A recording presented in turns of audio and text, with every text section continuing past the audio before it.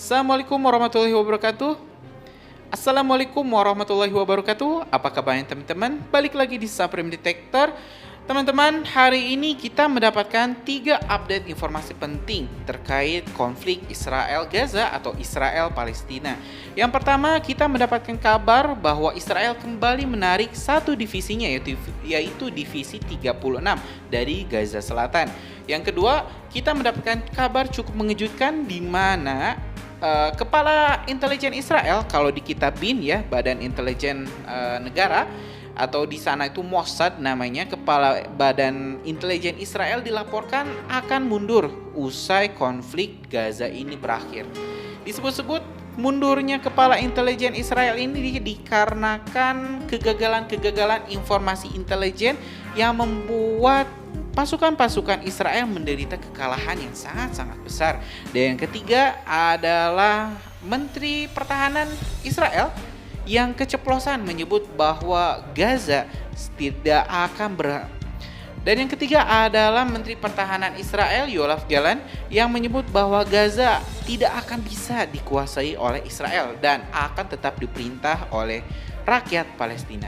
Oke teman-teman, kita bakal simak dulu informasi yang pertama terkait penarikan divisi 36 dari Gaza. Informasi ini kita dapat dari Mina News di salah satu artikelnya yang berjudul Israel tarik mundur satu divisi tentaranya dari Gaza. Kita cek terlebih dahulu. Tel Aviv, dilansir dari Mina, tentara Israel pada hari Senin, tanggal 15 Januari 2024 kembali menarik divisi ke-36 dari jalur Gaza untuk beristirahat dan berlatih di tengah serangan mematikan di wilayah Palestina, dilansir dari Anadolu Agency yang melaporkan. Menurut radio tentara Israel, 3 divisi lainnya akan tetap berada di jalur Gaza sebagai bagian dari serangan saat ini di daerah kantong tersebut. Langkah tersebut dipandang sebagai bagian dari rencana tentara Israel untuk melancarkan perang panjang di jalur Gaza. Israel diketahui telah melancarkan serangan mematikan di jalur Gaza sejak Hamas melancarkan serangan pada 7 Oktober lalu. Sedikitnya 24.100 orang dan melukai 60.834 lainnya. Sementara di Israel hampir 1.200 warga Israel dinyatakan tewas. Itu yang pertama teman-teman, informasi terkait penarikan divisi 36 di Gaza. Jadi update terbaru sekarang itu di Gaza Utara sudah steril ya, tidak ada satupun pasukan Israel di sana. Dan di Gaza Selatan, terutama di Khan Yunis, Israel itu sudah merubah taktiknya yang awalnya itu agresif, kini lebih ke defensif. Jadi ini batalion 36 ini adalah satu-satunya batalion terakhir yang bertugas untuk melakukan serangan, dan 3 batalion lainnya ini hanyalah batalion yang ditugaskan untuk berjaga sehingga tidak disebut bahwa Israel kalah atau Israel mundur ya dari perang. Itu yang pertama, kabar baik. Yang kedua adalah terkait mundurnya teman-teman Kepala BIN atau Kepala Intelijennya Israel dari jabatannya setelah kegagalan informasi intelijen yang diberikan kepada para prajurit Israel di lapangan. Untuk informasi yang kedua ini kita dapat dari sindonews.com di artikel yang berjudul Kepala Shin Bet Israel akan mundur pada akhir perang karena kegagalan intelijen. Kita simak dulu.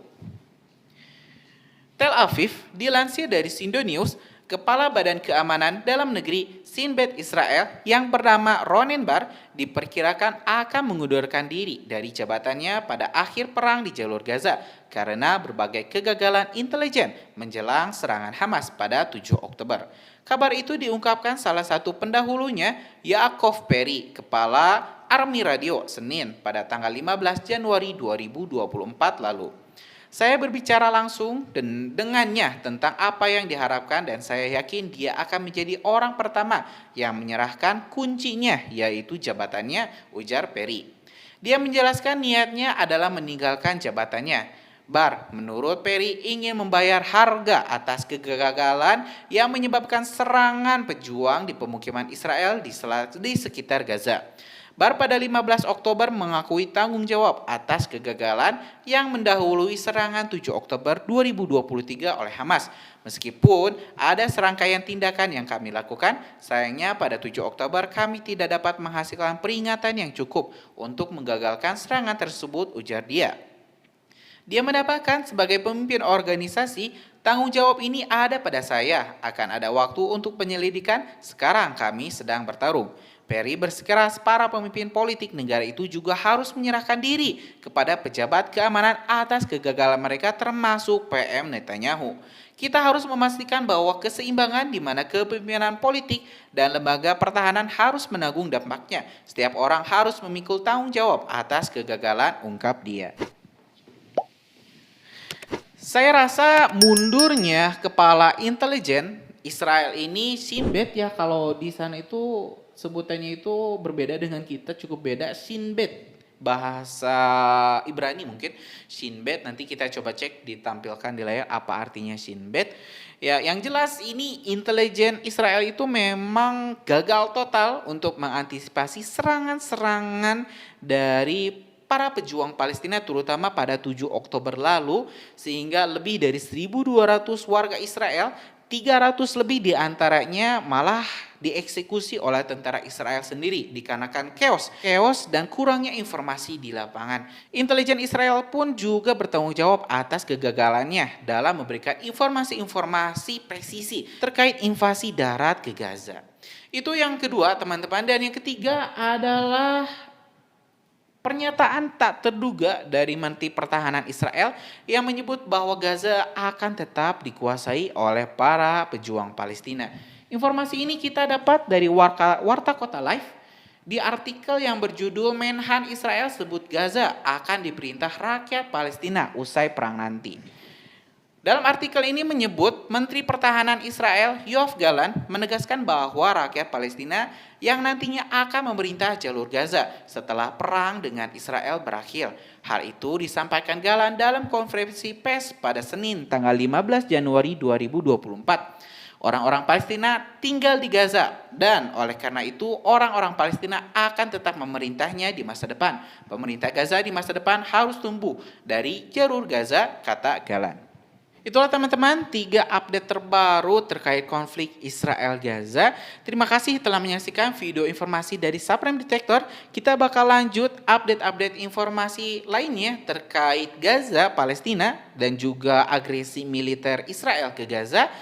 Tentunya di video selanjutnya. Karena itu subscribe dan nyalakan lonceng notifikasinya biar teman-teman tak tertinggal informasi menarik lainnya dari Supreme Detector.